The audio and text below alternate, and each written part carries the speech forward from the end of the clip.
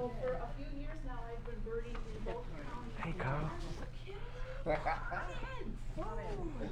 Speaking of, did you hear us talking about you? That's right. Sorry, guys.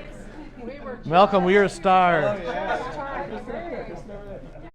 Come on, you're fine. I'm staying with mommy. Yeah. I should have stayed home. Huh? So we weren't sure these guys were going to be able to My make daughter it. broke her arm, so I was. Yeah. So this is Carl, Saeed, and Malcolm, and Jordan, right? Yeah. Jordan, Christine, Saini. Saeed. You're Jordan. Yeah. Right. And the principal says Sani. You can't trust educators. Really? Saeed. Some of us might choose. That's all good. So, anyway, as I was saying, I've been birding in both Ottawa and Muskegon counties for a couple of years, and filled in a vacancy on the OIAS board, so moved into the secretarial role there, and then as numbers were dwindling for programming for both clubs, I said to Rick Pedler of MCNC and Greg DeWeird and Charlie and Carol and Judy and so on, and Ken's here somewhere, I said, what if we were to combine programs and bring these great speakers into both clubs at the same time? So this is our first night, and we're excited to have you all here. Thank you to those of you who drove from far away. Thanks to those of you who drove close by and are here. And a special thanks to Terry. We're really looking forward to hearing about his adventures. Anything else, Cindy? Well, I've got a list. Okay. I think that's good for.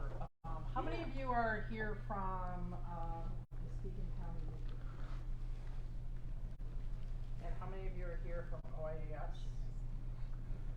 Awesome. And how many of you are here as hecklers and friends of Terry? Careful. It's my brother-in-law over here. We need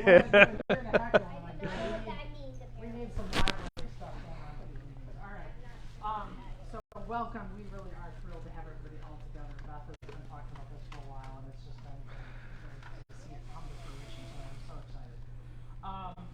Couple of things really fast before we turn this over to Terry. I'm going to talk really fast so we can get through them, but upcoming events for both clubs, since we're now sharing programs, collaborating on programs and on hikes, this Saturday, the 24th, from 9 to 12, Ottawa Sands Guided Bird Walk.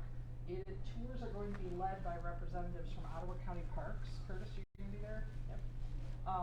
Local Audubon chapters, some of us, and MI Birds. Some of us have. How many of you are signed up with MI Birds? There are a few of us who are cooperating with the Great Lakes Audubon Club to set up some birding events to help with habitat, forest, habitat reclamation and conservation, and educating the public about birding. So we're kind of combining forces and helping out Great Lakes Audubon Club. And we're thrilled to have other people who would like to join us with that. So that's Saturday. The monthly programs that we have lined up for you are on the OIS flyer on the counter, which you're welcome to take. It has a membership form for OIS, but you can, you've got a list of programs there. They're also available on the Muskegon County Nature Club Blogspot website and on OIS's site. Next month we have Dale Kennedy and Douglas White, professors and bird researchers, that are going to talk about dawn activities available female house wrens. Lonnie Garris, a board member for OIS, is going to talk about birding in Hawaii from his trip last year. Lucas Timmer is back there next to the window. He is going to do the program in January, habitat restoration in Ottawa County. And then we've got bird banding and Curtis Dykstra with gardening and landscaping for birds just in time for spring gardening. And Michael Lombardo in time for migration starting. Our president is going to do a program on how and why birds sing. And then we have a meeting in Potluck for OIS. Those are all listed again on both websites. The monthly hike that Muskegon Nature Club is holding. The next one is October 8th. It's a field trip at Paramarquette Park Pier in Muskegon Channel Southside. And the rest of the list for the year is on that site, so I'm going to let you read that there. As for OIS news for those members, Lucas Timmer was our newest board member, elected by you in the spring. Before he was elected board member, we had appointed him, the board appointed him to be currently a one-man committee, because we have just 7 people on the board, called Habitat Coordinator. It's a new position that we started because of his work in environmental engineering and being able to help us know what projects are happening and how we can be proactive about saving habitat and helping birds and wildlife before it's too late with those projects. Since then, you all elected him to the board. The current slate of officers is the same as last year. The board re-elected Michael Lombardo as president, myself as vice president, Beth as secretary, and Carl Manning, who is tuning in tonight live as treasurer. We had a lot of accomplishments last year, and led to some goal setting for this year. Spring Lake Youth Nature Club, Carl has been doing some incredible work at Spring Lake schools, working with high school and middle school and elementaries. And as he gets that moving and kids involved in all sorts of activities related to nature, not only birding, but they're working on outdoor classroom spaces and protecting habitat at the schools while that's taking place. We're hoping to have him talk to us about that at the beginning of one of our meetings coming up. He has also been doing a lot of work on Owashtanong Islands, our islands here off of East Grand River Park that we're named after and have stewardship over. He's been out there in his canoe with his kids, and they've been posting the Michigan Audubon Society signs that notify people that that is a protected island for bird habitat. And we're hoping in the spring to organize a cleanup of those islands where we could all kayak, canoe, or boat out there and go in and do a cleanup and kind of see how things are going. We also participated in Earth Day here in Grand Haven and handed out information and things for kids and we participated in both of the bio blitzes with the county parks and now with MI Birds that we've gotten involved with. So we would love to have you, and I'm sure Beth feels the same way about Muskegon Nature Club. We would love to have you, if you're thinking, gee, how could I get involved? Talk to one of your board members, talk to somebody, or email one of us, or call us, or grab us on a trail that you see us. If you see that there's a bird event coming up, show up and just see what you can do to help. We would love to have more than just the board members in each of these groups doing a lot of the legwork after. It would be helpful to have more involvement. And of course, pay your dues. They're all due again, both groups. So, anything else? What? I just heard the jazz band start. There's a jazz band. I'm turning my phone tonight into that a couple of years ago. Yeah, sounds great. Jazz background. He's got Glenn Miller here. Speaking of Terry, many of you know him. He brought his field club. He is a West Michigan birder who made a Michigan Big Year run in 2021 and on the way to recording 323 species lagged that year. He logged an obscene number of miles, had some great adventures, and met some amazing people along the way. I met him just once, and not during 2021. I met him out in the river while we were trying to relocate on the second day, the Limpkin, and said hello to him from a kayak. So, just a few miles from here. His Michigan list added another bird that day, since it was new state record, but tonight his talk will describe tales from the road during his 2021 Mitten Big Year. Terry.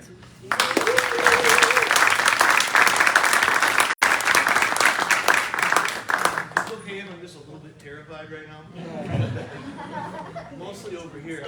My brother-in-law, he told me Sunday while we were watching the Lions actually win that he's going to show up and he's giving me sample questions. So I'm asking my sister-in-law in control. I wasn't going to tell this story, but since Lucas is here, do you remember me? Oh, yeah. Can you tell me the name of that park we were at? We were at the upper Macatawa and Atchell area. Yeah. Well, one of my favorite stories from that year was after Lucas and I met, we were out in the middle of nowhere listening for rails, and we had a nice flock of rusty blackbirds on the walk out, and I was driving home, had to go through Muskegon and then Twin Lake, and I came just north of Twin Lake on 120, near where my friend Kevin lives, and I looked off to the side and there was a car rolled over. I thought, oh no, I stopped, and there was a guy who looked a lot like, you remember Tommy Chong from Cheech and Chong? He was standing next to the car. I rolled down my window. He says, I can't find my phone, man. Okay, as soon as I rolled down the window, I knew where we were going because there was a very distinct smell in the air. It wasn't gasoline. I said, come on over, I'll give you a hand. I'll drive you someplace. So he walked over and he stood next to the passenger door, and he said, so should I just get in, man? I said, yeah, go ahead, get in. He sat down. I was like, okay, I understood where the smell was coming from. It wasn't body odor. It was a controlled substance. And I said, where are we going to go? I said, well, we need to go back to the bar. Oh, okay, so I did a U-turn. He pulled his phone out of his pocket. And he called, this is mostly true. And he dialed, and he all I heard was, you need to get to the car before the cops do. Oh, no. I am in a Cheech and Chong movie. We're driving back, and then his phone rings, and apparently it was Dave on the other end. And he said, you got to turn around right now. Okay, so we did another U-turn. We're going by the accident site. And by this time, there were people clustered around there. He said, don't stop. Okay. So we get past the site, and this is going to be it's kind of a letdown at the end because there isn't a dramatic ending. But he says, what do you do? I said, oh, I'm a birder, which never impresses normal people. I said, I'm also a teacher. Oh, I'm a chemist, man. Okay. So where are we going to go? You got to take me home, man. But you got to stop at the end of the driveway. You can't come in. Okay, so I told you it's going to be a letdown because I let him off at the end of the driveway. It's still my favorite. It was like driving Tommy Chong around, and I almost wanted to go into a Cheech Marin accent while we were talking back and forth, asking if he knew if Dave was home, man. Does anybody know that skit? Dave's not here, man. That's Andrea's favorite Cheech and Chong. Anyway, I have cards, and I hope that's okay because when I got done at the end of 2021, and I didn't dare tell Andrea how many miles I put on the car until after it was all done. I put over 33,000 miles on, and that was just the birding miles. And I was tired out, and I thought, well, what did I do that for? So I've got my blog is on our website, and I thought, well, why don't I make a story out of that? So I started writing the story, and I sent it out to my kids who were all educated, and I said, what do you think? And the good thing about the kids is they'll tell it like it is. They aren't going to sugarcoat it at all. My oldest son, who's an author and an artist, said it reads a lot like a journal. Oh, man, I don't want to be like a journal. So I was struggling with how I was going to present it, and I wanted to share it with people. And it's not like I'm going to teach anybody anything because most of y'all have been birding longer than me and know birds better than me. But I thought it was an interesting story. I met some amazing people. I got to bird one evening with Lucas, and it took me forever to remember your name as I was doing research. I said, I know it's Timmer. I don't know, something. I birded with Carl. I met Carl. We were looking for, was it the hooded or Kentucky warbler, Beth? The same spot at that pond at Hoffmaster. You were there with your kids, and then we've met a couple other times along the way. But so don't expect me to be brilliant as far as birding. I just drove a lot in 2021. And to start it, I was going to think, where am I going to start? I thought I should probably say, what it was that made me decide to do this, and I can't for the life of me remember. Honestly. Do you remember the conversation? This is my wife, Andrea, over here in the green, by the way. She's the most patient woman in the world, I'm telling you what. You've heard of golf widows? When you do a big year, it's a birding widow thing, isn't it?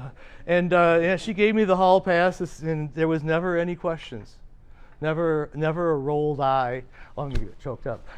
Because I couldn't have done it if I had a normal wife.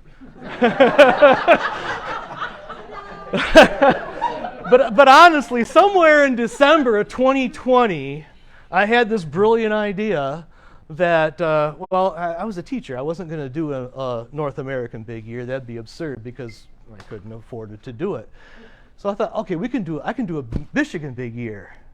And that must have been what I was thinking. I honestly don't remember, but I do remember saying, hey, I think I want to do a big year. And she paused a minute, and I said, a Michigan big year. And then she said, all right, go for it. I've since thought maybe I should have waited. Since I'm retired the next year, maybe I could have done it after I retired. That might have been smart. I don't know. But yeah. So anyway, I was trying to figure out how far back to go. I thought I'd go back to the important part. Like a lot of you, I was born at a very young age. And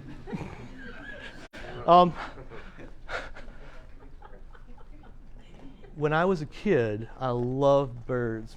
My mom and dad tagged me Birdman when I was like 8 years old. Chickens, I loved chickens. I loved the birds, and my grandma loved feeding birds. And I got a Peterson guide. And in the front of there, Roger Tory Peterson wrote, you should write a list down, and you should get with other birders. And I was in Newaygo, Michigan in 1970.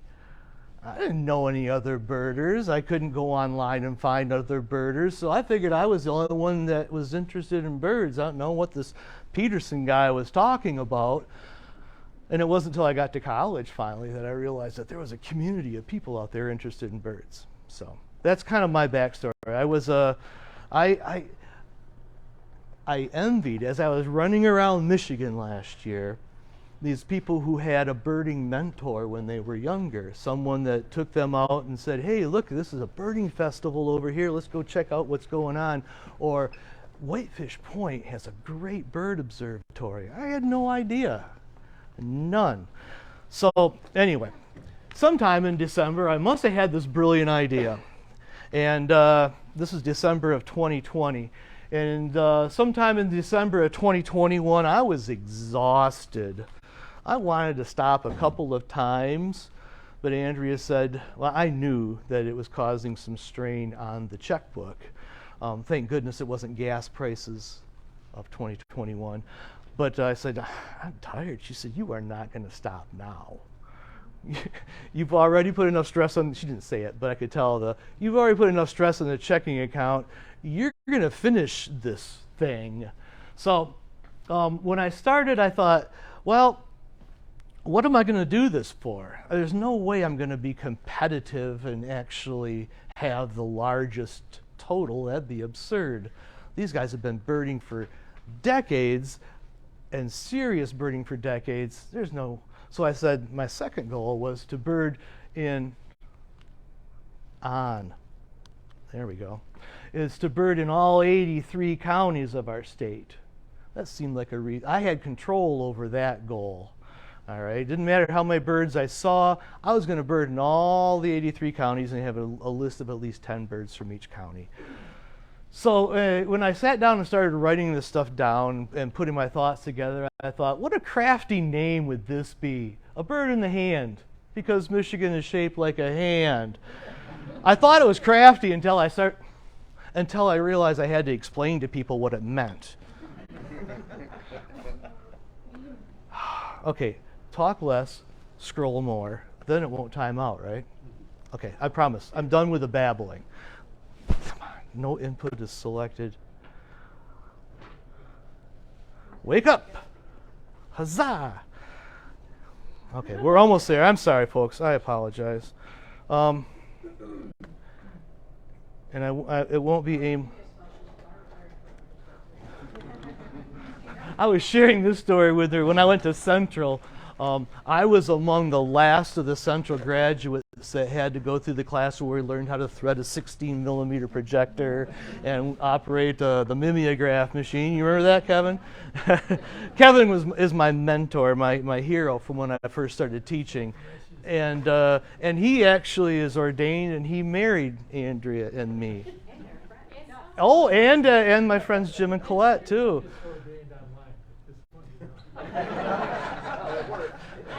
Well, at least you have a certificate. I don't have a certificate for this. All right. So this is a special thanks to this lady who is a saint, and I believe, honestly, at least not in front of me, never rolled her eyes, never said, "Really?"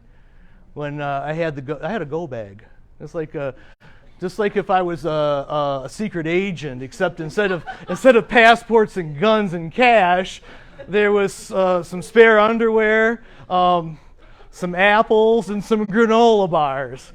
That's about right, isn't it? And credit to this boy. This is Brennan. He just graduated from high school last year, and he started birding with me when he was in 6th grade. And he and I have a podcast that we've done a few episodes, a birding podcast, and he was at my side for most of the year. And I want to give credit for where credit is due. Those two people, if I would have had them with me every time, my total would have been more than 323 because they're better birders than me. But I decided what I was going to do. Instead of making it a journal, we'd look at 4 different seasons of birding. And those of you who are birders, and this is relatable, isn't it? Oh, spring, the morning, the dawn song is deafening, and if you've got any experience at all birding, then you can tell some of the birds by their songs. In the summer, it gets really quiet. In the fall, there's some really bizarre birds like limpkins and swallow-tailed kites that pop up in bizarre places. And this is my favorite, weird duck time, especially down by the Muskegon Channel, between Muskegon Lake and Lake Michigan. The first bird Andrea and I ever chased together was a Barrow's goldeneye and a king eider that had got stranded in there the last year Lake Michigan froze over, and it was wall-to-wall weird-looking ducks.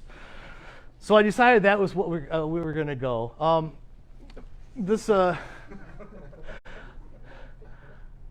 Ken Kaufman told me once.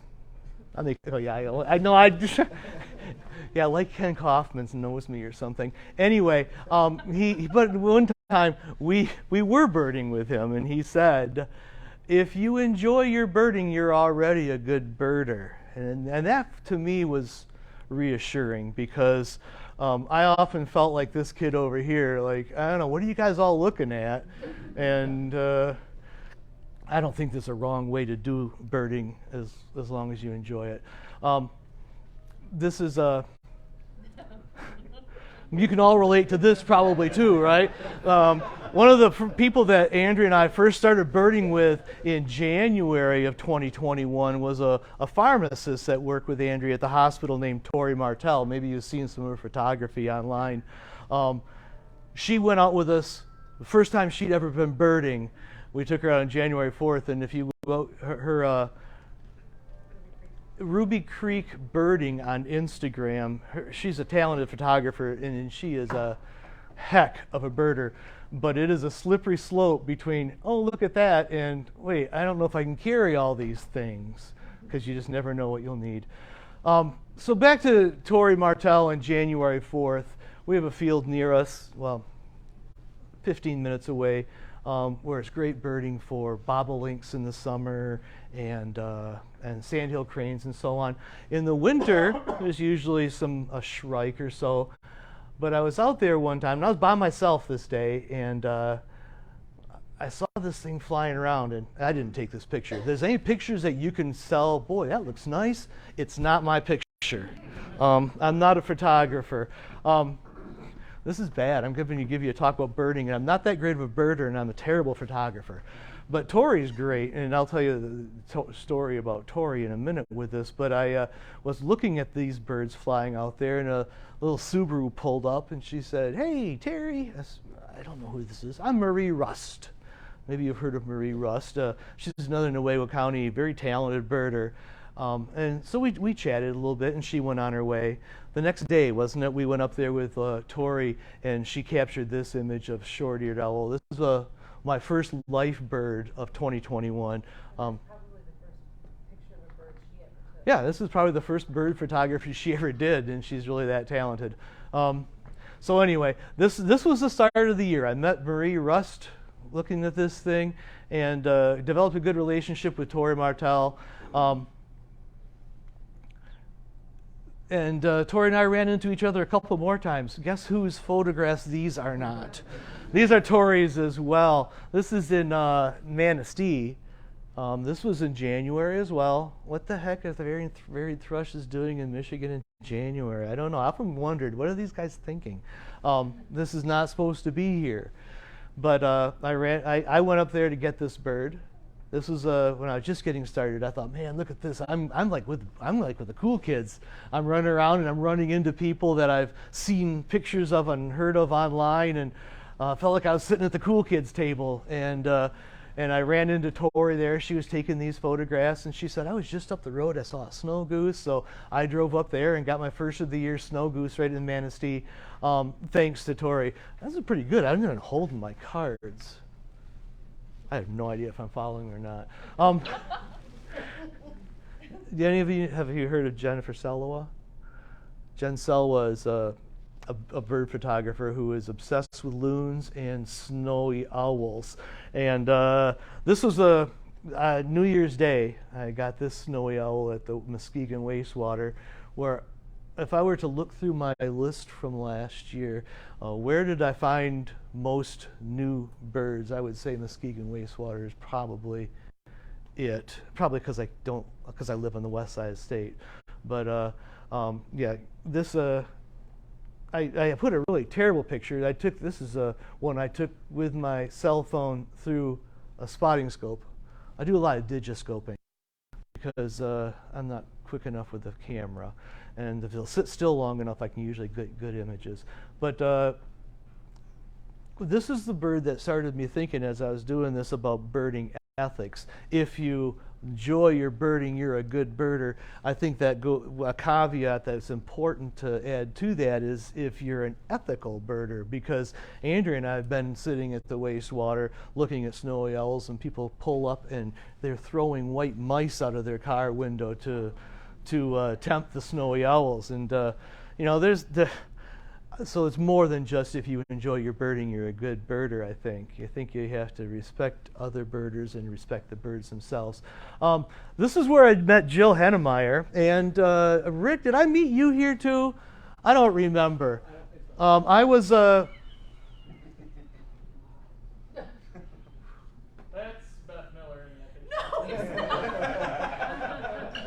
Well, no, that's Terry Graybill right there. That's Andrea took this picture. Is this you? I don't know. Who would be dumb enough to walk out there? I thought, man, I am doing this. There is. Do you remember when there was a harlequin duck out there? Also, I met you before I knew I'd met you. Yeah. Oh, yeah. It was terrifying, wasn't it? I didn't have what do they call those things on the crampons? I don't know if I had those on or not. But I got out this far, right out there to the elbow, and in the distance, way by the end, I saw this little fellow very, very briefly. I counted it and turned around and I thought, I'm getting out of this thing. And then I realized my legs were frozen, my pants were frozen stiff, and so were my arms. So, and I'm carrying my binoculars and a spotting scope and the tripod and the camera. I'm waddling back, and I don't remember. I'm sorry, Beth. I was.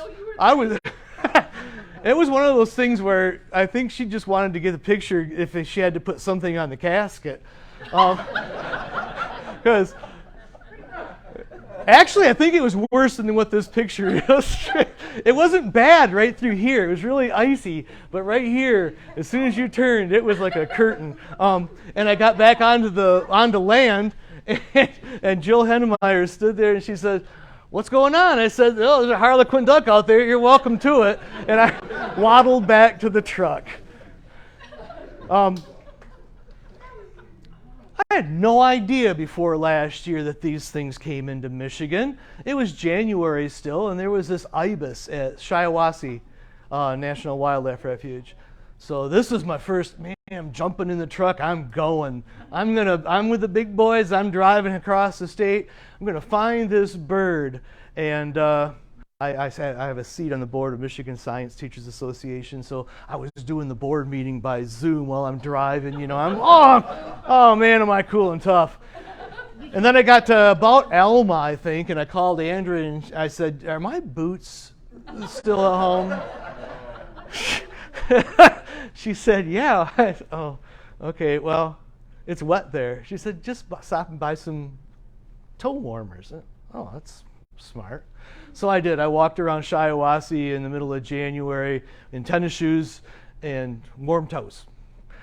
This guy, I put, I don't know how to pronounce the genus name, but I didn't put its specific epithet because I thought it was a glossy ibis, but at the end of the year, the records committee took away my glossy ibis and said this is a young white-faced ibis. I don't know. I got another glossy ibis later at Lane's Landing in Muskegon. Bailey Mitchell and I were the only two, I think, that recorded it. Kind of like you with that woodpecker, right? Yeah. But I didn't have pictures of it. Here's another fun time. You familiar with Tuscarnia Park in Berrien County? I had no idea that Berrien County was a place to go for birds. All right, fine.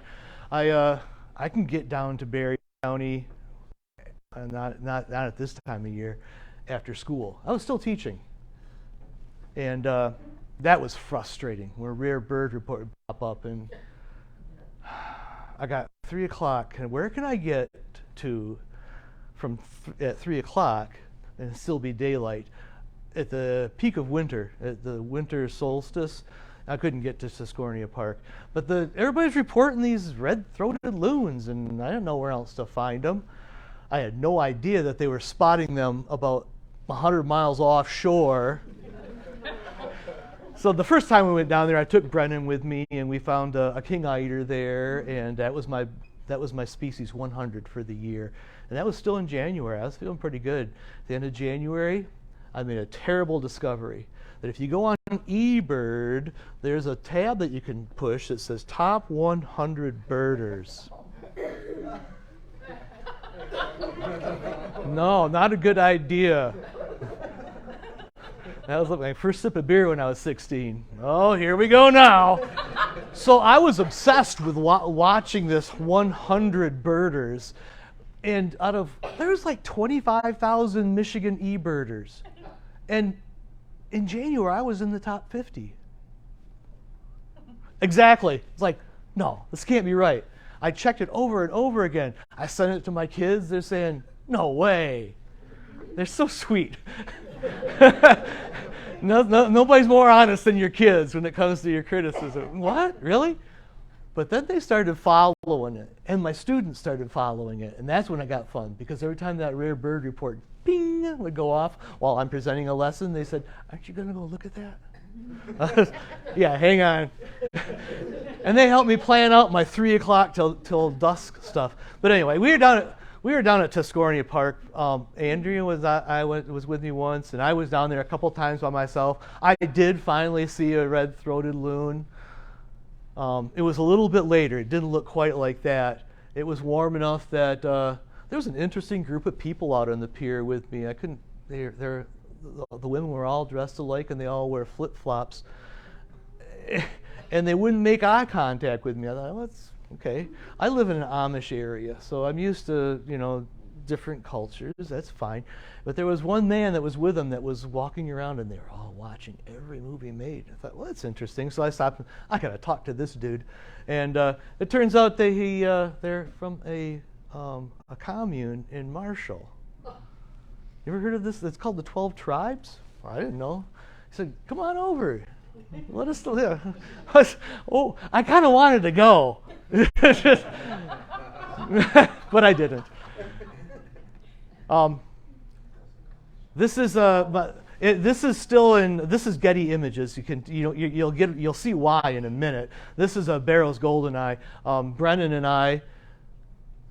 I know you're not supposed to. Teachers aren't supposed to text in class, and they're especially not supposed to text students. But Brennan, he was a senior, and I said, "Man, there's a Barrow's Goldeneye in Manistee. You ready?" He said, "Yeah, pick me up." So I got him right after school. We drove up there. This Harris's sparrow shouldn't be on the slide. I'm going to fix that. It was in Manistee, though.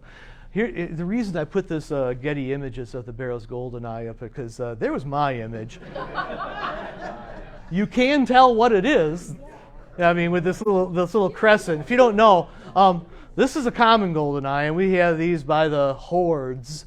Barrow's is very, very closely related. They have a kind of a crescent spot here, and these some people have described as church window white spots on their wings.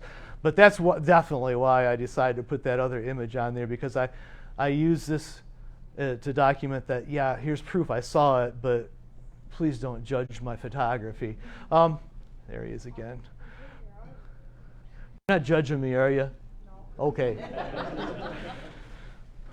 This was fun. This is in Isabella County. I love waterfowl, and I was trying to turn every small Canada goose I found into one of these buggers. And some of you can relate. I submitted pictures and sightings for cackling goose, I bet 6 times, and Adam Byrne.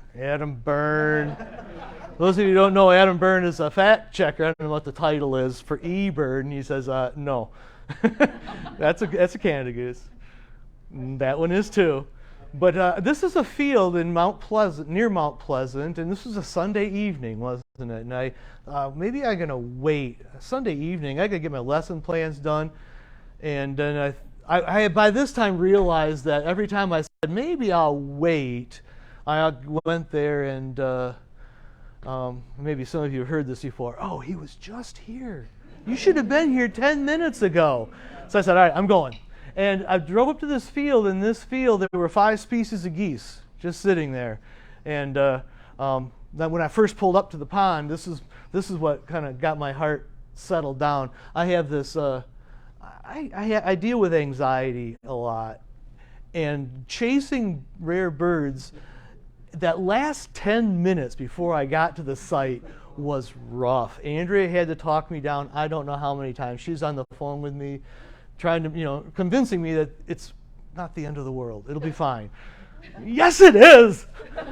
But this is Ross's goose, and this is a snow goose in the background. Things in the background should be smaller, right? Well, here's good evidence that this is Ross's goose, and we don't have them very often. And this is cackling goose. I don't have a good comparison to a Canada goose, but they're like they're colored a lot like a miniature Canada goose. They have a little short, stubby neck and a short, stubby bill, which Adam convinced me I should learn before I submit anymore. So, don't get me wrong, I'm not criticizing Adam, but that eBird screen was tough for me to accept for a while. What do you mean? I know my birds. Yeah, okay. So anyway, this was a great, I love this one. There was also white-fronted geese in that pond. I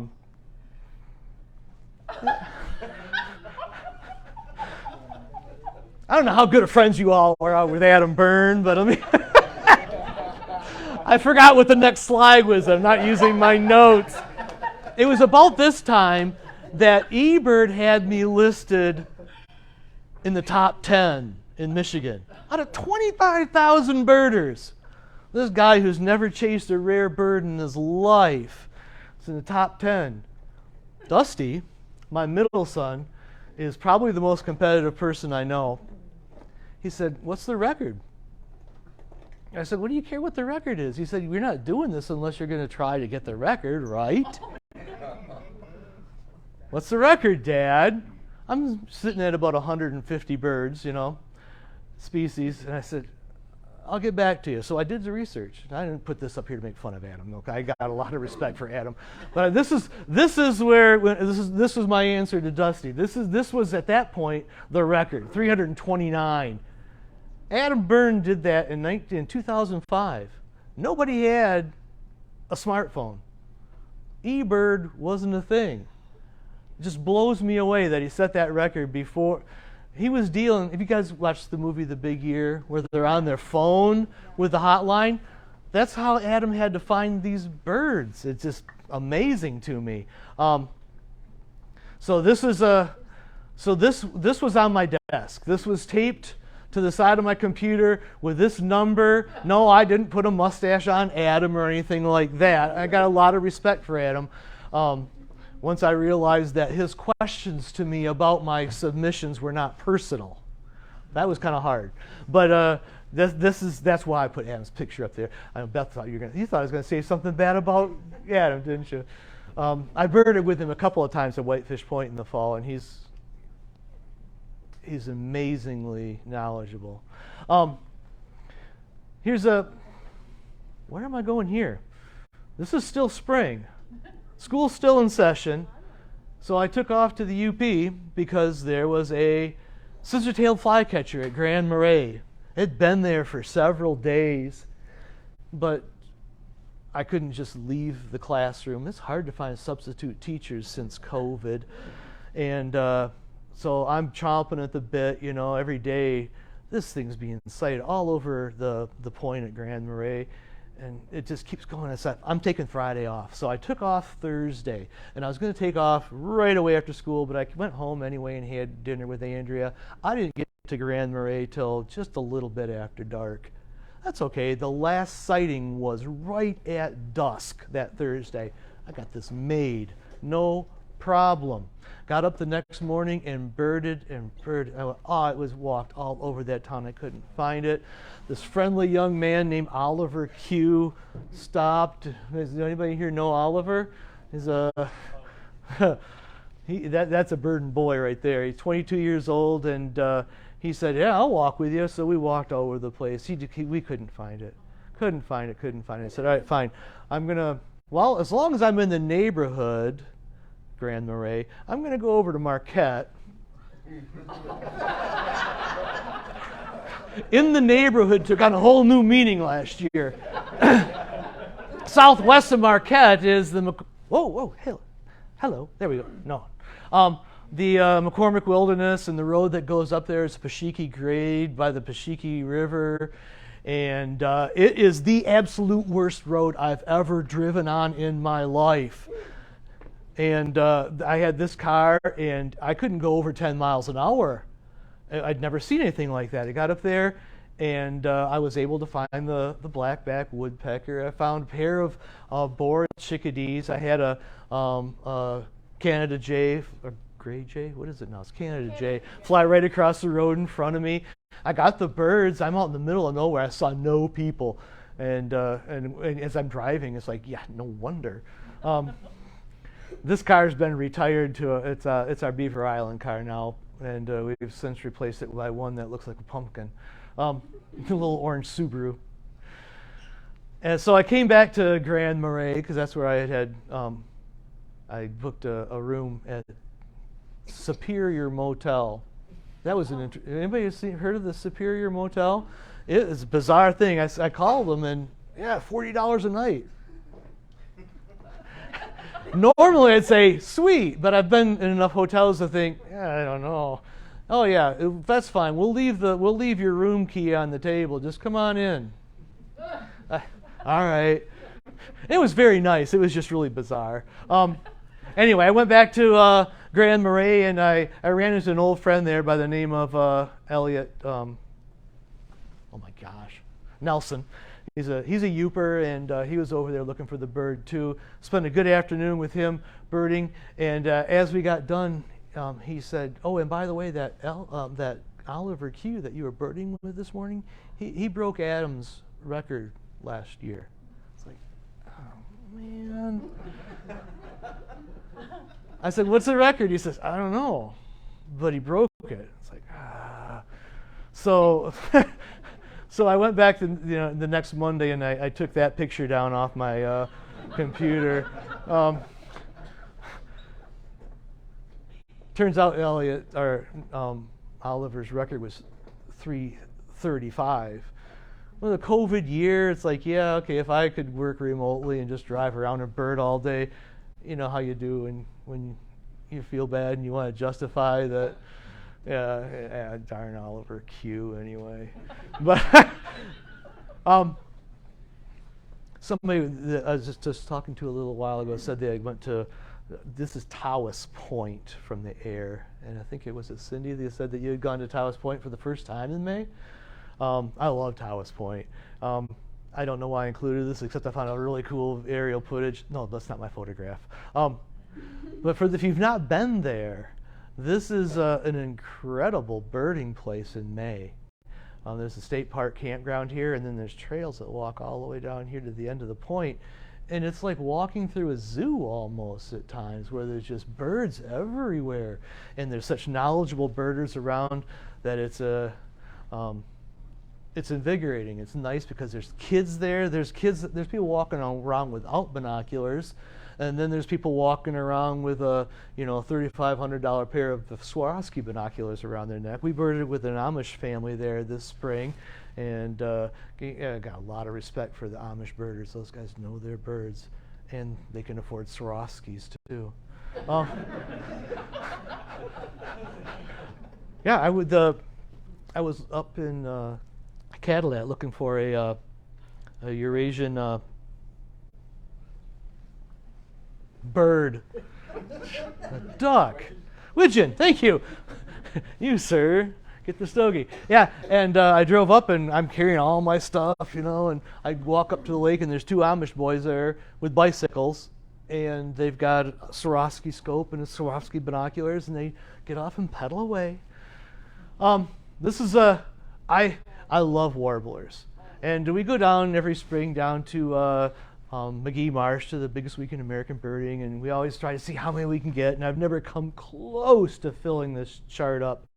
But this was my big year, and we did get Connecticut and a couple other hard to find warblers there, and so that's what my warbler. I was so proud of this. I've never been able to cross off all of Michigan's warblers before last year.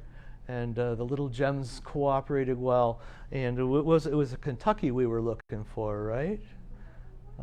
Where's the Kentucky? It's not really important. Most of you know what it looks like anyway. So you got the blue one. The blue marks. No,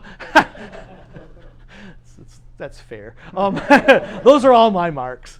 All right. I'm sorry. I'm taking too long now. I'm sorry. So. I have a love-hate relationship with anything that's southeast of Brighton. I'm not a big. I'm going to go down to Detroit Audubon in a couple of weeks in Port Huron. I'm not going to say that to them, but getting down here to Point Mooley is you got to drive through a lot of city to get there. And I'd never been to Point Mooley. This is going to be great. It looked like a park from the maps I saw. This is the aerial shot of it. It's a human-made reef out into Lake Erie, and this structure here is called the Banana, and there's places to walk out through here. And it's a big, big place, miles and miles and miles. And Brennan and I went there early in the year to find some shorebirds, and it was early enough that it was raining, but it was cold enough that our fingers were so stiff we couldn't see much. But he said, "There's white pelicans out in the Banana." And I said, "Okay." We were about halfway out and just frozen stiff. We'd met a birder in the parking lot named Sky Haas. That if you've been birding much, if you've watched any reports of birding, Sky's Superman. And he said, "Oh yeah, there's some good shorebirds out there." I went out there again by myself the next time, and once again, Andrea had to talk me down because I got about right in here, and it clouded up, big black thunder clouds, and cracking light and lightning, and out here the tallest thing on the marsh is you. and I said, I'm going to die out here. She said, it'll be fine, just calm down. And I said, I don't know if I included this picture because it was pouring down rain and terrible weather, and I was scared I was going to die that day. And I got right out here to the end of this walk by the banana, and I saw this marsh bird that was kind of purplish black, about the size of a raven. I just saw a flutter of a wing, and I crept up there closer, and this is a terrible shot. This one is actually my shot, but this is the bird that I got right after Andrea talked me down, of the white-faced ibis. So I considered that a victory, and I ran I don't know how far it is back to the parking lot, but it's a long ways.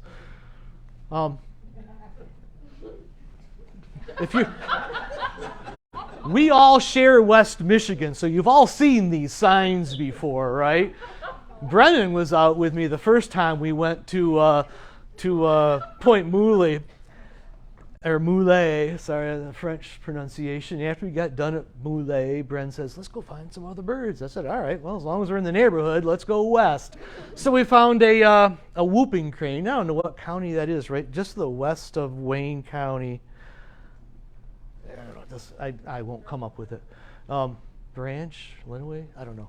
Anyway, we got drove up to this field, and by golly, there's a big white bird out there. We got our whooping crane. He said, let's go find this mockingbird. I said, there's no mockingbird. I watched the rare bird report. So he's a member of the Michigan Young Birders. And he said, here, look, this is Chat. Sure enough, so we punched in the coordinates, and we drove and drove and drove and drove and drove, and it looked like it was taking us to a park. But instead, we ended up in this guy's yard. And I said, we're not getting out. He said, no. So we sat there trying to figure out what we're going to do, because we drove a long ways. And just as we were getting ready to back up, 2 mockingbirds flew across the driveway in front of us. It's like, we didn't bother taking any pictures or anything. It's like, okay, I know this guy, I think. And no, not really, but I think we all, in West Michigan especially, you know that people in the southeastern part of the state can't relate to some of the things that we see in West Michigan.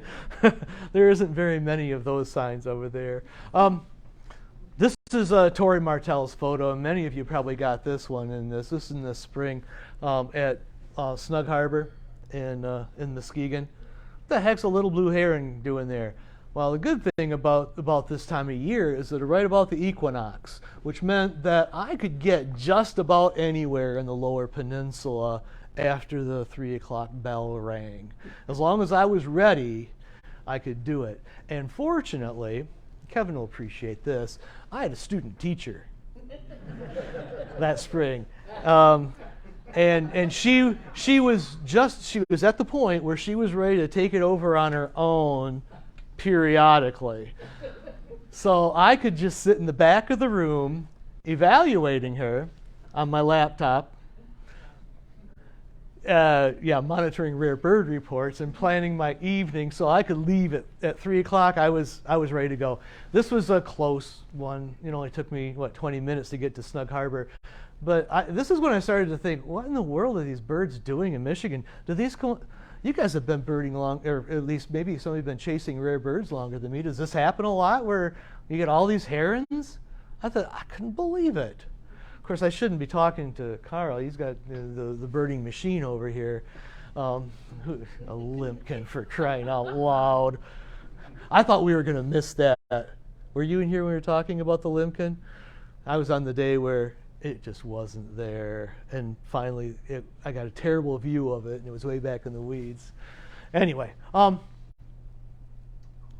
this is a terrible picture. Guess whose photo this is? I couldn't find Andrea's. Andrea's a better photographer than me. Andrea has some health concerns dealing with her back, and she can't. I thought, boy, when we did this big year, it'd be me and her the whole time. And then her back arthritis really started taking over. So she wasn't able to go to a lot of these trips with me. This is Nanquing. What an interesting word. A little bit south of Tawas Point. oh, a tricolored heron, let's go. So we drove over there. It's a good excuse to drive through Mount Pleasant. We got to see our nephew and birded a couple places along the way. We got to this huge marsh as far as you can see, and they said something like, man, you should have been here 10 minutes ago. Well, we'd driven a long way, and there's only a couple of you in the room that know this about my wife. She is tenacious. She said, oh no. Well, someone said they saw it flying down at the south end of this place. This place is huge. Okay, so we went down to the other parking lot, and we started walking. And, I felt, I've her carry everything. So I'm carrying the binoculars, and I've got the spotting scope, and I've got the camera, and I'm 59 years old, and I'm out of shape. And it's like everything looked the same. It's just nothing. She said, wait a minute. I said, what? I'm looking right where she's looking. I got nothing. This is why I say I think the total would have been a lot more if she'd been with me every time. She spotted this thing through this little tiny window. It was out there with a great egret, American egret. This is a tricolored heron. For those of you who don't know what it looks like, that's what I copied this off the internet because you couldn't tell. You can, if you know what this bird is, you can probably pick out features that would convince you it's a tricolored heron. But that was quite a chore. It was a long ways out there. I mean, it wasn't a long ways from us, but it was a miles walk carrying all that equipment. Remember I told you I was kind of a stickler about ethical birding. A lot of people are posting pictures of this long-eared owl in Jackson, and it's like this far away. I said, you can't be doing that, people. I'm an administrator on the Birding Michigan Facebook page, and I said, I'm just tearing these people apart. And they said, no, you don't understand. You just walk in there, all of a sudden there it is. I said, oh, come on, that is not how it works. Well, I figured I got enough time after school, I can run to Jackson. So I did.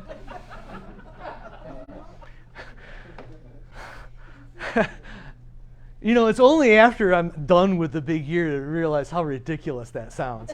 But I left at 3 o'clock and got there just before dusk. I'm following the navigation.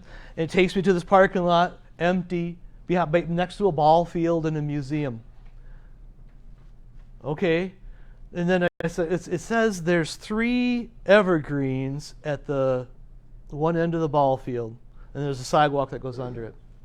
And sure enough, so I walked over there. There's no bird, and I'm just like, I drove all the way to Jackson. It's almost dark. I got my first gray catbird of the year. Yeah, big deal. And then I'm walking back, and I look up in the tree, and sure enough, I'm this close. I mean, from me to Beth away from this bird, and it's right above me. It's like, okay, so I snapped a picture. Then I was a good boy, and then I got out and took some other pictures on the side. But I realized that the people weren't encroaching on this bird purposely and trying to cause it stress. But this is the only long-eared owl I got of the year. And a cute little bugger. This one's a Grand Haven one. Didn't we get to see the royal tern? That was an after-school thing too. And Grand Haven's only about, how far is that from Fremont? I don't know, 40 minutes, something like that. Fortunately, it was on the north side, so I didn't have to monkey around with a closed bridge or anything. Tore down there, and my good friend Jim Markham. Jim's a weird dude, but I love him. He and I met years ago at the wastewater. Sorry, he's not in here, is he? No, I love Jim. We've run into each other in so many different places at Whitefish Point. The first time I met him, we were at the wastewater in Muskegon looking at stilt sandpipers.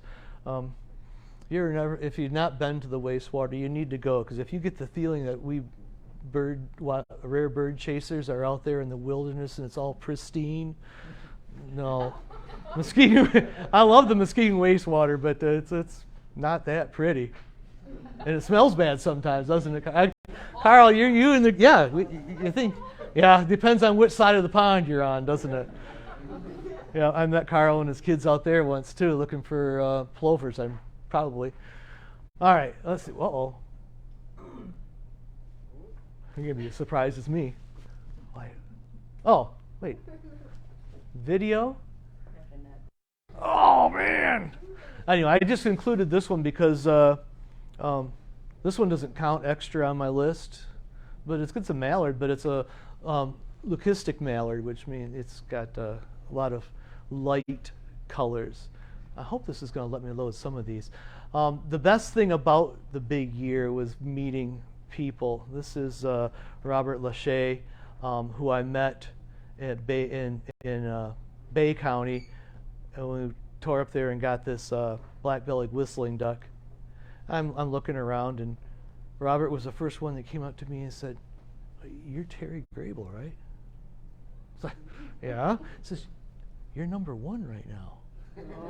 I didn't know that at the time. "You're number one right now." I said, "Oh." So Robert and I birded here, and I was, talking about my list and said I don't have a snowy egret. He says, "I can tell you where there's a snowy egret." I'm going to back up a minute. Marie Rust decided after she met us that she was going to enter the big year race as well. She was inspired. And Robert says, "I can tell you where to find the snowy egret, but don't tell Marie that I told you." If you've watched the movie The Big Year, it's kind of like the Bostic.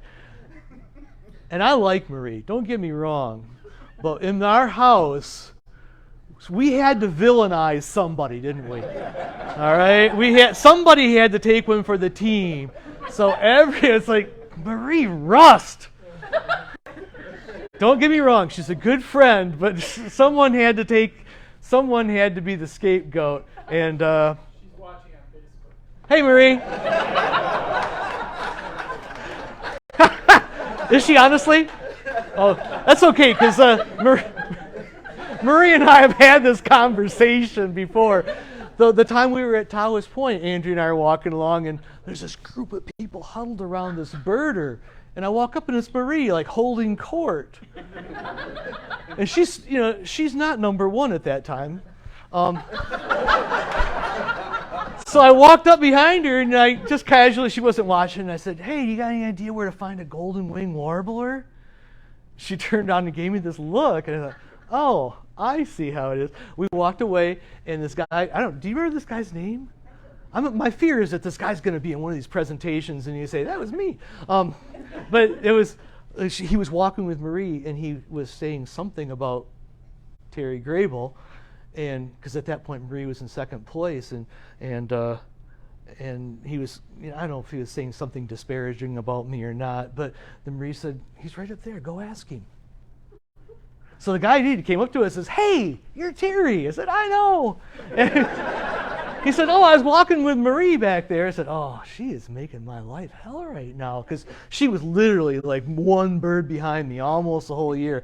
And he says, "That's by design." I said, "Oh." So then I felt like I had a little more license. "Hi, Marie." Anyway, we are good friends, but someone had to be my Bostic. And it was Marie. I included this. What? No, it wasn't going to be my darling wife. I included this for my darling wife because this is her favorite bird. Guess which one of these is my image? The license plate on the back of that little orange Subaru says Bobolink for her because she's a birder, and she's got great eyes and great ears, and we do well together. But this is the same place that we found the short-eared owl. Am I taking too long? Oh, you ever seen a ruffed grouse? I have a friend that I bird with that comes up from Florida. He's been birding for years. He was on the Colorado Bird Records Committee. He does not have a ruffed grouse on his life list. So every time we bird together, I try to find him a ruffed grouse. And last year we were on Beaver Island. As I said, I was a teacher, and Andrea and I have taken kids up to Beaver Island for some adventures at CMU's biological station. And the manager of the station said, "My wife has this grouse that just keeps coming up to her." I said, "No, come on, man, that doesn't happen." I better walk over here because you guys are turning your heads too. Anyway, she said, this grouse comes up to her. I said, no, that doesn't happen. He said, no, come on over. So we took the kids over there, and Vic sat on the ground and started cooing a little bit, and out comes this rough grouse. A little girl grouse. I think it might have been a young of the year last year, and she named it Theo. I have no idea why. And I took this picture. I thought this was a pretty amazing picture because I sent this to my friend Bill. I said, they aren't hard to find. We were up there again last week, and Vic, Theo was gone for the spring and summer, and they figured she was probably, predated or hunt. People hunt up there and things like that. And but Vic came up to us. She said, Theo's back. So Andrew and I didn't include this. I will on later presentations. We have a brand new video of Theo following Vic through the woods and over bridges and stuff. It's just really strange. I'd never heard of it before, but it's a cute little bugger, isn't he? Doggone it, that can't be loaded either. I thought these were working.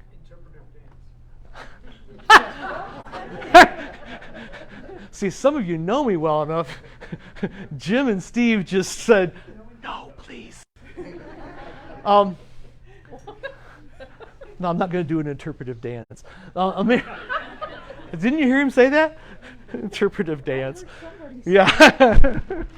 Anyway, this worked pre-meeting. I suppose maybe it kicked me off the internet when I went to sleep. In any case, this is an American bittern calling. You ever heard of an American bittern? For those of you who don't, it sounds like he's trying. It's been said that it sounds like a pitcher pumping, and I'd never seen the bird actually making that call. This is on Beaver Island. I have a video of it. See, yeah, you got it. We're moving on. Yeah, thank you, honey. Yep. So a lot of people think this should be Michigan's state bird, and I can't disagree. What a tremendous recovery story. This bird was just delisted a couple years ago from the endangered species list, which is a little scary because that means that the government does not have to provide for their habitat anymore. But in any case, the rarest warbler in the world, and if you've been to their habitat, they're everywhere there. They're singing like crazy. We met a nice couple there that's actually from really close to where we live, and they couldn't find it. I mean, they could hear it, but they couldn't find it. So Andrea's starting, and I'm over there talking to the people because I like people and I like to talk. And they're saying, what about the bird? I said, just leave her go. She'll find it because she's amazing that way. And she did find it, and it was singing right out there for us.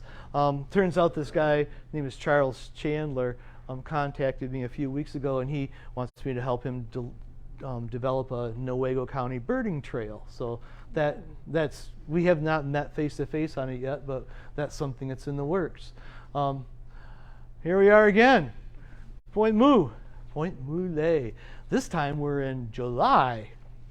I dropped Andrea off at her office in Lansing, and I said, well, as long as I'm in the neighborhood.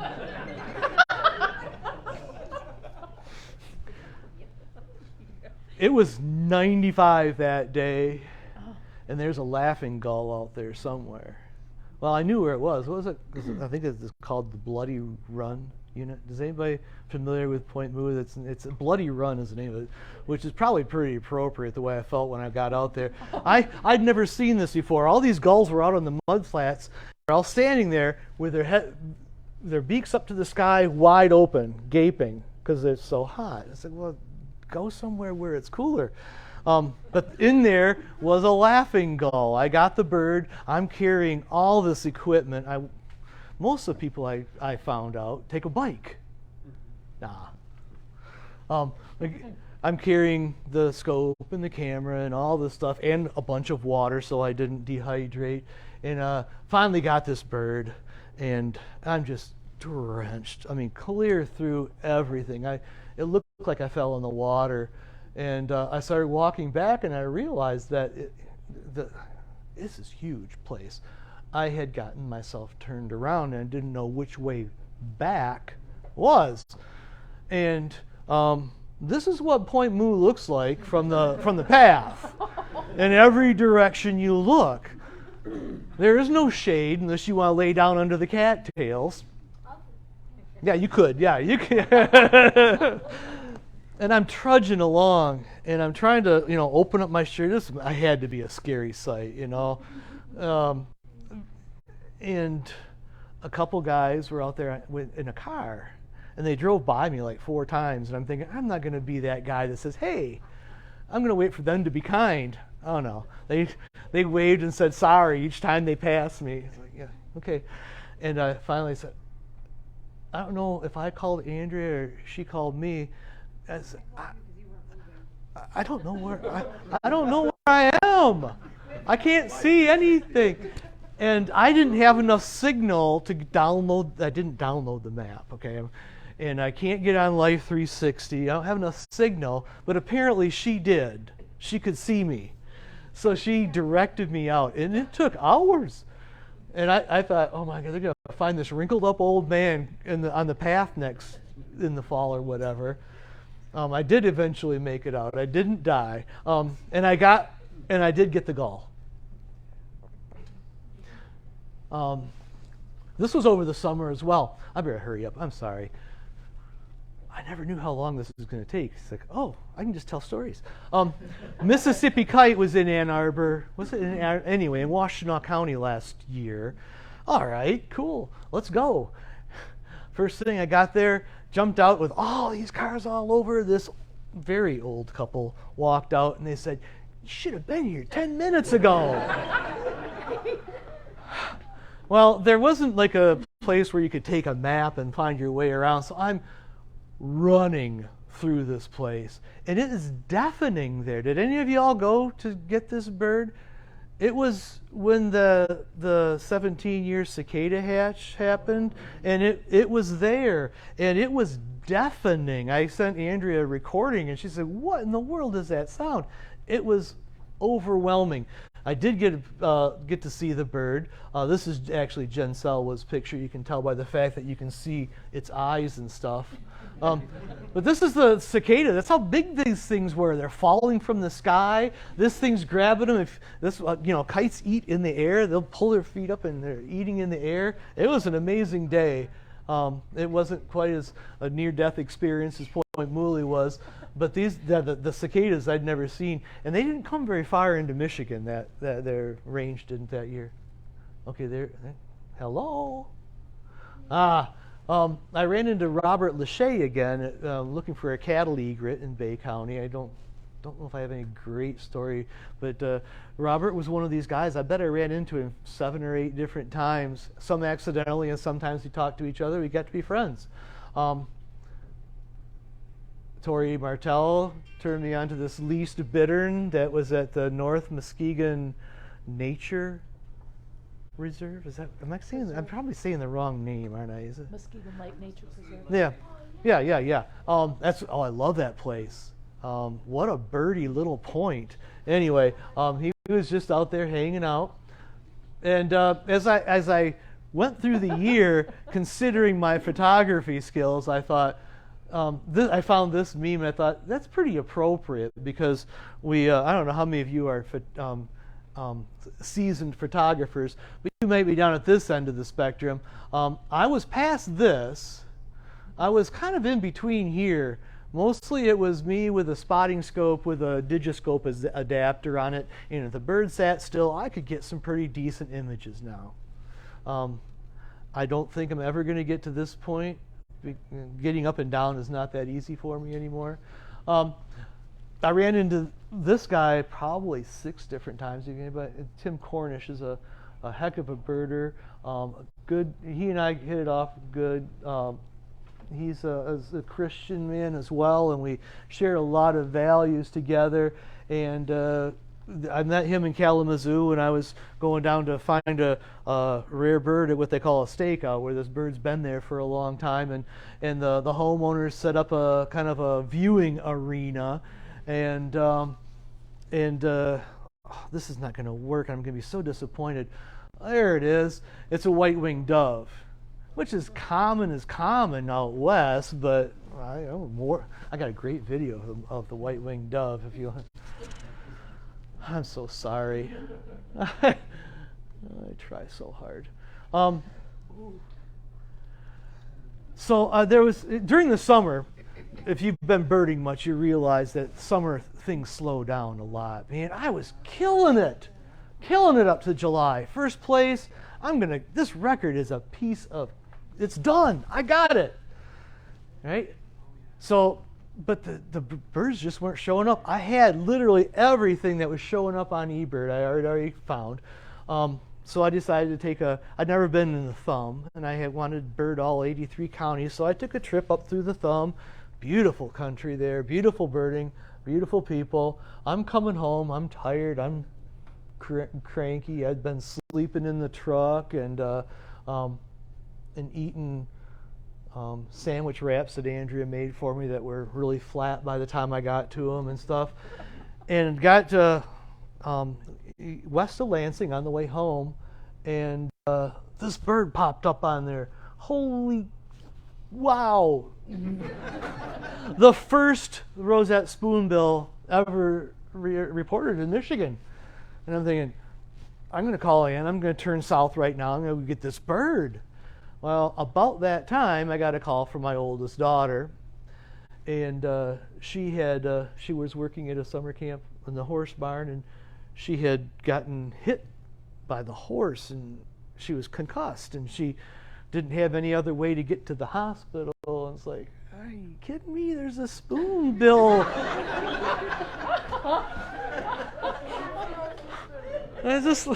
But all right, okay, God's watching, so all right, I'll continue, Wes. And we got Caitlin taken care of, and it's not like she's a little kid. She's 28 years old, but she didn't have anybody else, All right, fine. So we got there, got her to the hospital. Yeah, you have a concussion. Don't go to sleep. I don't know, whatever. Got home, and it's like,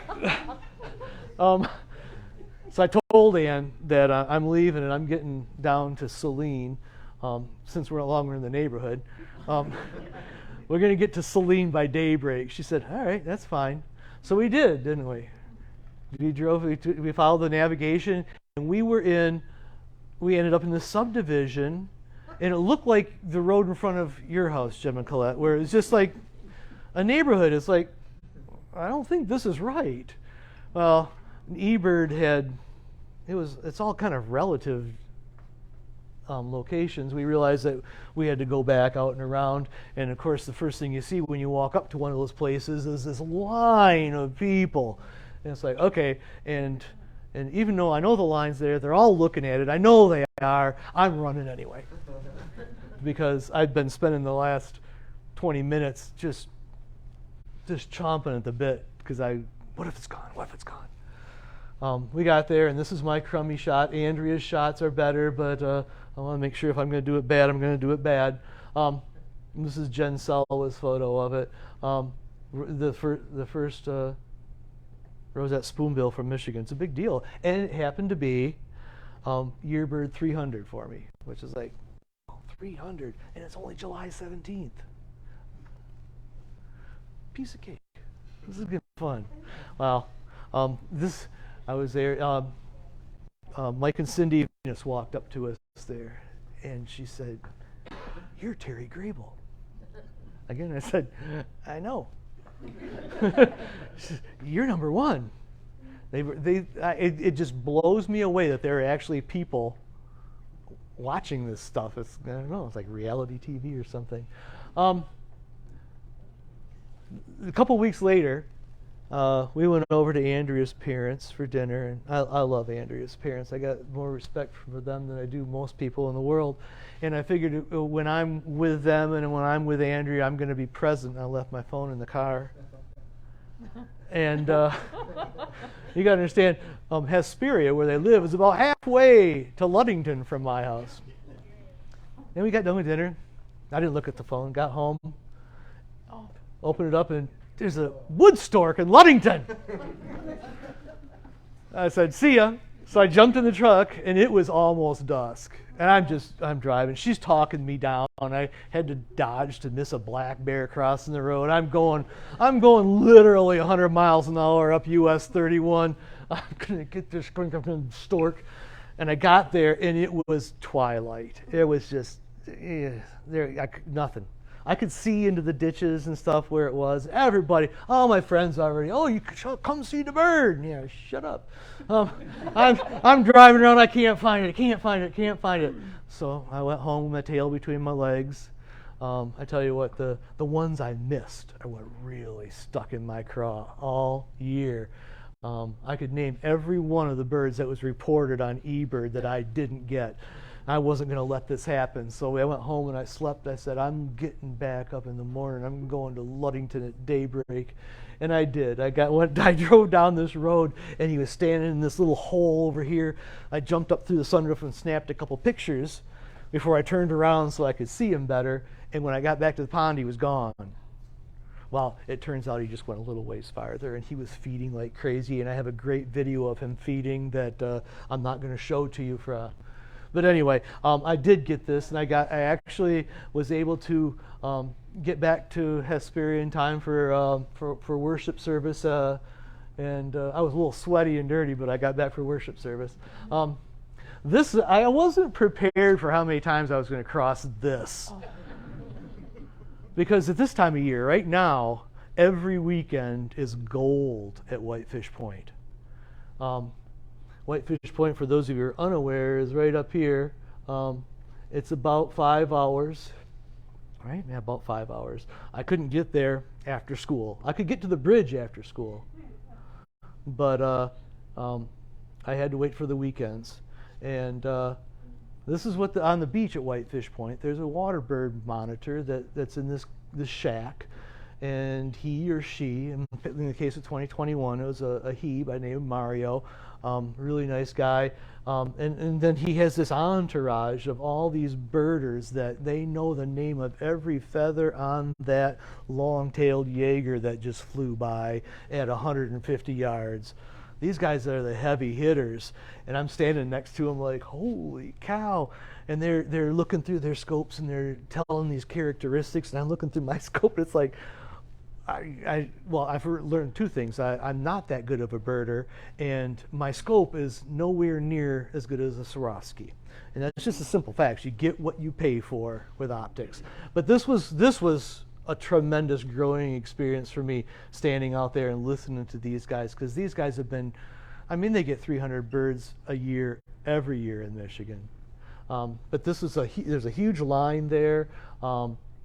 They did put a fence up later, towards the end of 2021, because I tested positive for COVID once when I was sleeping up there. So they put what they called it the Graybill protocol.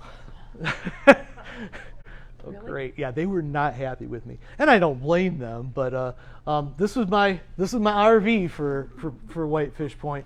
Andrea, I wasn't going to spend the money on a hotel. Well, there's no hotels up there anyway. And she said, you can't just keep sleeping in the car. I said, well, I don't know, it's pretty good. I would leave the car running all night so I could run the heater. I said, all right, fine. I'm taking the box trailer. It's 8 feet long. It doesn't look it, but I can stretch out in there.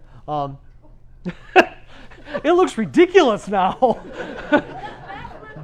It didn't seem ridiculous at the time. I put my father-in-law gave me one of these gas heaters called a buddy heater that we use for the deer blind, and I had a little shelf in the front up here that I set that on. And Andrea said, well, you kept the door open, didn't you? I said, no, there's bears up there. So she made me put a window in the back end of it. So I went down to the neighbors. They had an old travel trailer in the yard, and I took the window out of that. That's another story that you don't want to know about, but I did not tell them, but they don't have a window in their camper anymore, and it's in the back of my RV. And I spent a lot of nights in that thing. I left the window cracked a little bit so I didn't asphyxiate myself. The first night I stayed in it, parked in the parking lot at Whitefish Point, and I was laying there almost asleep, and I heard this guy walking, crunch, crunch, crunch, crunch. And crunch, crunch, it got closer and closer. It's like, it doesn't sound like a bear.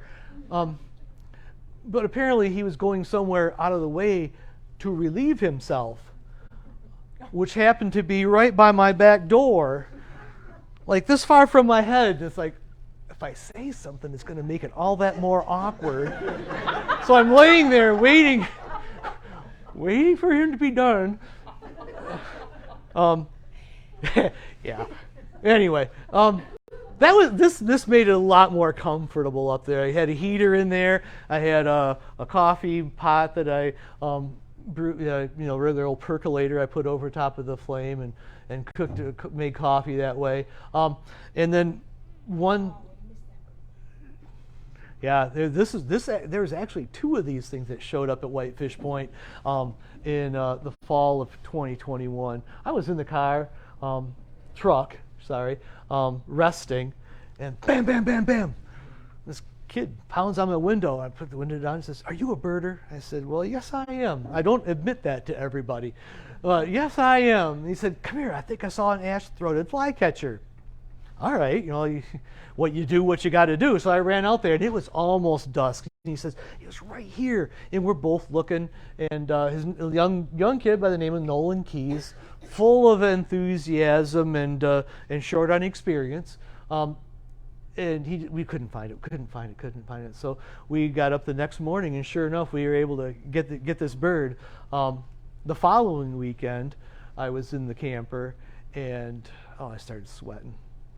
And then I was shivering and sweating and shivering. It's like, oh no, I can't have COVID because I'm almost done with the big year. I can't stop. So I didn't. And I got a few more birds the next morning. I went out there and was talking, and Adam Byrne was out there standing next to the shack, and we were talking about different things. And I said, "I'm just not feeling good." He said, "You ever thought about going home and getting tested?" I said, "Yeah, Andrea said the same thing." Probably not a good idea. But I called her from the trailer that night before. I said, if I thought I could make it home right now, I'd go. And sure enough, I got home, and I was feeling better by then, but I tested positive, and I was off from, I had to stay home from school for a few days, and I figured, well, if I have to social distance, I can do that and bird, can't I? Just pay at the pump, right?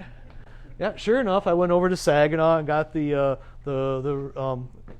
Rufus Hummingbird. I sat with Mike and distanced in the yard with Mike and Cindy Venus, and we got the Rufus Hummingbird together, and I got a little gull in Midland, so I was able to keep going. Where am I? I'm not going to take very long on this. Sorry, I think these are cool birds. Pine grosbeaks, I think, they're big, and they're round, and they're chubby, and they're cute. And this one, I think the female is every bit as pretty as the male in this species. Don't worry, I got a picture to show you what it really looks like in a minute. But there's a place near Whitefish Point called Preacher's Road, and many of you who have seen Rare Birds reports, you've seen spruce grouse, Preacher's Road. Sure enough, I stopped there every time I went to Whitefish Point, and I couldn't find these darn things. Everybody's they're out dancing in the streets. These grouse are. These spruce grouse. And sure enough, that last weekend that I went up there of the year, I was able to see two males next to the road. And for those of you who are not familiar, this is a stock photo of what they look like. This is what they look like when they're leaving the road to hide from me. I had one day in the UP where I was able to see all three of Michigan's grouse all within half an hour. I had rough grouse, I had sharp-tailed grouse on the Lek dancing, and I was able to see a spruce grouse too. Here we are. This is November, so for those of you who are wondering if I'm ever going to stop, it's close. This is at Muskegon Wastewater on the causeway, and I was at school, and there was a report of the one phalarope I still hadn't found yet. Red phalarope. Sure enough, I ran down there after school, and this is Robert Lachey. You may recognize him. He yelled at me, "Why didn't you tell me it was here?" He had to find out the hard way. I said, "I don't know." And this is Marie, Rust, and the three of us. This is the only time during 2021 that all three of us were in the same place at the same time. And I was in first place, Marie was in second place, and Robert was in third place. And it was just kind of neat because obviously none of us are kids. And Robert's retired.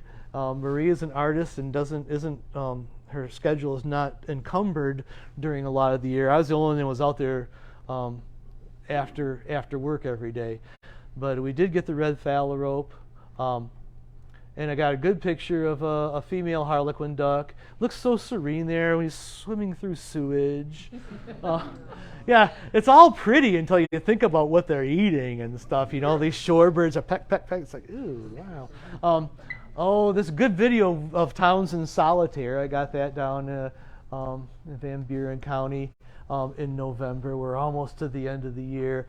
Man, there's just nothing happening. I called my a guy who became my friend, Daryl Bernard, and you may have seen his name around too. But I said, well, if you were me, where would you be in these last couple months? He said, you know, honestly, all you can do is just wait to see if something pops up. Because if you go up to Whitefish Point and something pops up in Berrien County, or vice versa. So sure enough, I sat home.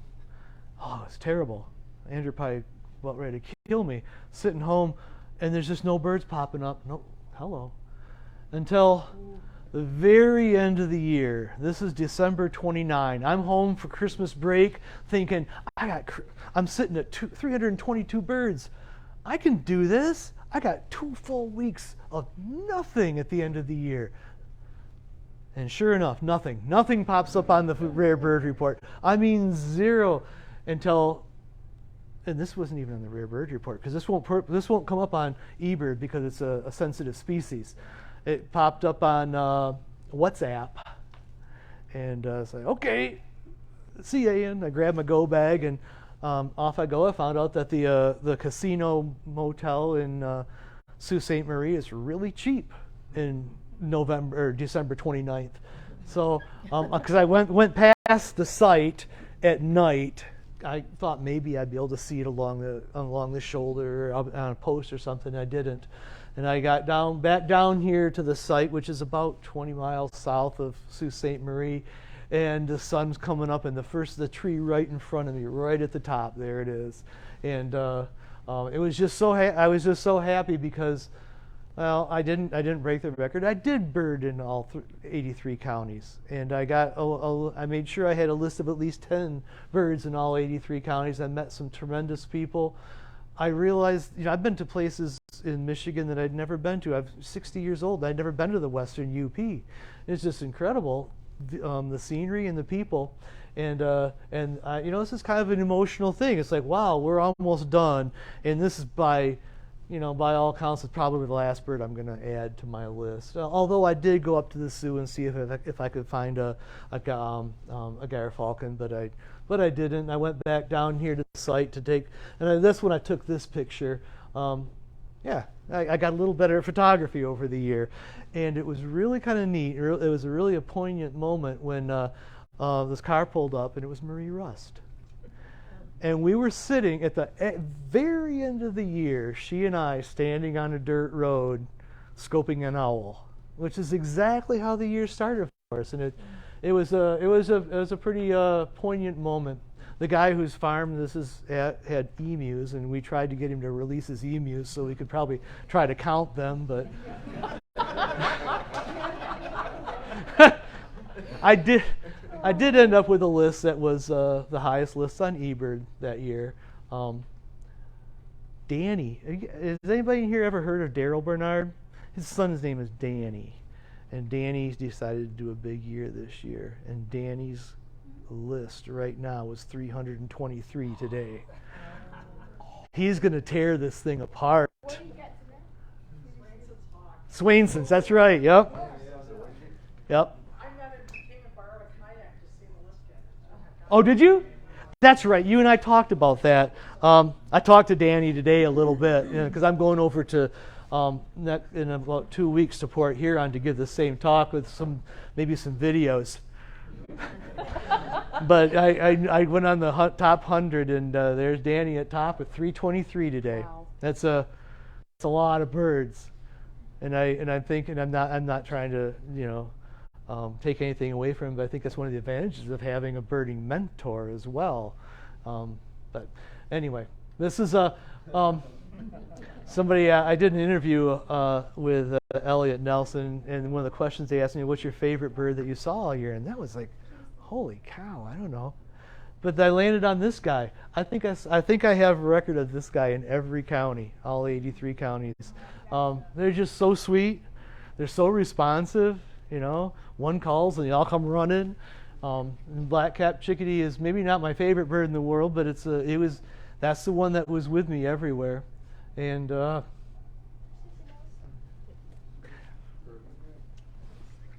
that's Ann. And I love her. So anyway, if you want to talk to me, you can email me at birdgoober.com or birdgoober@gmail.com. That's our website. The blog is there. So I think your pain and suffering is over. I didn't even use my cards. I have no idea what's on there.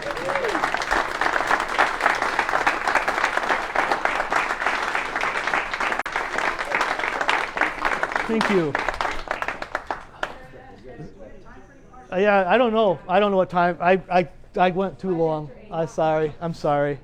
It was terrible for me to try and sort through what I wanted to say and which pictures I wanted to include, because there was 365 days worth of stories. But I appreciate your kind attention and indulging me and letting me share my story. Thank you.